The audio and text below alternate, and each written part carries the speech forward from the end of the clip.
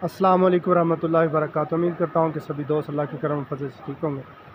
ये देखें जी कि कैसी जो है अल्लाह ताला ने तख्लीक की हुई है। ये हम लोग पहाड़ों पे आए हैं, तो ये कैसा यानी कि ये पौधा है, क्या जड़ी बूटी है कि जिसके यानी कि खराशदार है, कंडे भी हैं जो कि काफ़ी तादाद में हैं। ये देखें आप, और ये इसके अंदर बीज हैं। तो हैरान हूँ मैं कि ऐसी ऐसी अल्लाह रब्बुल आलमीन ने तख्लीक फरमाई है कि जिसकी हम लोग शुमार करें तो नहीं। ये इसकी शनाख्त देख लें, इसके जो पत्ते हैं इसके ऊपर भी ये कांटे हैं।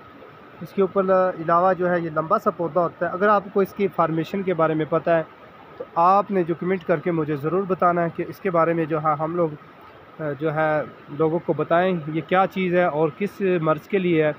और इसके अलावा आपको दिखाऊं, ये काफ़ी पहाड़ हैं, तो इसमें जो है काफ़ी बूटियाँ भी हैं। इसके अलावा मैं इनके हवाले से वीडियो आज बना रहा हूँ, तो इंशाल्लाह वो भी आप लोगों के साथ शेयर करूँगा। ये देख सकते हैं आप लोग, तो आसा जो है मुख्तलिफ बूटियों की वीडियो आप लोगों के साथ शेयर करूँगा।